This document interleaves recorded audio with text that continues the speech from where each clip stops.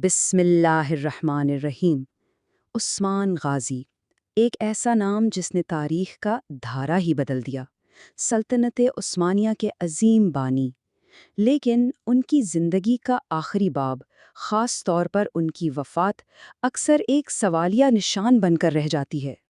تو سوال یہ اٹھتا ہے، اور یہ بہت سے لوگ پوچھتے ہیں کہ کیا عثمان غازی میدان جنگ میں شہید ہوئے تھے یا پھر ان کی موت کے پیچھے کوئی سازش تھی؟ آج ہم تاریخی حقائق کی روشنی میں اسی گتھے کو سلجھانے کی کوشش کریں گے۔ تو آئیے کہانی کو شروع سے شروع کرتے ہیں اور عثمان غازی کی زندگی کے آخری دور پر ایک نظر ڈالتے ہیں تاکہ پوری تصویر واضح ہو سکے۔ دیکھیں، اپنی زندگی کے آخری سالوں میں عثمان غازی کی صحت بہت گر چکی تھی۔ وہ پہلے جیسے طاقتور نہیں رہے تھے، بلکہ کافی کمزور ہو گئے تھے۔ تاریخ کی کتابیں بتاتی ہیں کہ انہیں نقرس نامی ایک بیماری تھی، جسے ہم عام زبان میں گاؤٹ کہتے ہیں، اور یہ اتنی تکلیف دہ تھی کہ ان کے لیے چلنا پھرنا، ہلنا جلنا سب کچھ بہت مشکل ہو گیا تھا۔ اب ظاہر ہے اس حالت میں وہ روزمرہ کے معاملات تو نہیں دیکھ سکتے تھے، تو سلطنت کی باغ ڈور عملی طور پر ان کے بیٹے اورحان غازی کے ہاتھوں میں تھی۔ لیکن اس کا یہ مطلب نہیں کہ عثمان غازی کا کردار ختم ہو گیا تھا۔ وہ اب بھی مرکز میں تھے، وہیں سے رہنمائی کرتے تھے۔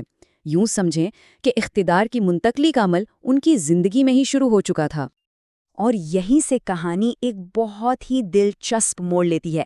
ان کی بیماری کے باوجود ان کے دل میں ایک خواب، ایک آرزو ابھی باقی تھی، اور وہ تھی برسا کی فتح۔ برسا کو فتح کرنا یہ عثمان غازی کا صرف ایک فوجی منصوبہ نہیں تھا، یہ ان کی زندگی بھر کی خواہش تھی، ایک خواب تھا جو وہ ہر حال میں پورا کرنا چاہتے تھے۔ مگر قدرت کو کچھ اور ہی منظور تھا۔ قسمت نے ان کے لیے کچھ ایسا لکھا تھا جس کا انہوں نے شاید تصور بھی نہ کیا ہو۔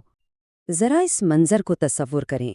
عثمان غازی بستر مرگ پر ہیں، شدید بیمار، اور تبھی ان تک یہ خبر پہنچتی ہے کہ برسا فتح ہو گیا ہے۔ سوچیں اس لمحے ان پر کیا گزری ہوگی۔ اور یہی وہ لمحہ تھا جب یہ خبر سنی تو ان کی آنکھوں سے آنسو بہنے لگے۔ انہوں نے اللہ کا شکر ادا کیا، آخرکار ان کی زندگی کا سب سے بڑا خواب پورا ہو گیا تھا۔ یہ ان کی سب سے بڑی کامیابی تھی۔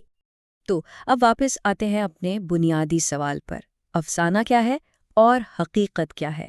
آئیے دودھ کا دودھ اور پانی کا پانی کرتے ہیں۔ تو سچ کیا ہے؟ جو عام طور پر سوچا جاتا ہے اس کے بالکل برعکس تاریخ ہمیں صاف صاف بتاتی ہے کہ عثمان غازی نہ تو کسی جنگ میں شہید ہوئے اور نہ ہی ان کی موت کسی سازش کا نتیجہ تھا۔ حقیقت یہ ہے کہ ان کی وفات ایک طویل بیماری اور بڑھاپے کی وجہ سے ایک قدرتی موت تھی۔ تاریخی حوالوں کے مطابق ان کا انتقال 1323 یا 1324 کے آس پاس ہوا۔ تو یہ ایک جنگجو کی میدان جنگ میں موت نہیں، بلکہ ایک عظیم بانی کی پرسکون موت تھی۔ لیکن ایک شخص کی موت کہانی کا خاتمہ نہیں ہوتی، خاص کر جب وہ عثمان غازی جیسا ہو۔ ان کے جسم کے خاتمے کے بعد ان کی اصل میراث کی کہانی شروع ہوتی ہے۔ مرنے سے پہلے انہوں نے اپنے بیٹے اورحان غازی کو جو نصیحت کی وہ سلطنت عثمانیہ کا دستور بن گئی۔ کیا کہا انہوں نے؟ اسلام کے قوانین کی پیروی کرنا، ظلم سے بچنا اور لوگوں کے ساتھ انصاف سے پیش آنا۔ یہی وہ اصول تھے جنہوں نے اس سلطنت کو صدیوں تک قائم رکھا۔ اور اس سے زیادہ خوبصورت بات کیا ہو سکتی ہے کہ آج ان کا مزار اسی شہر برسا میں ہے، وہی شہر جسے فتح کرنے کی وہ ساری زندگی دعا کرتے رہے۔ گویا ان کی آخری آرام گاہ بھی ان کے سب سے بڑے خواب کی تکمیل کی نشانی ہے۔ تو عثمان غازی کی موت صرف ایک جسم کا خاتمہ تھا، ان کا مشن، ان کی سلطنت، وہ تو صدیوں تک زندہ رہی۔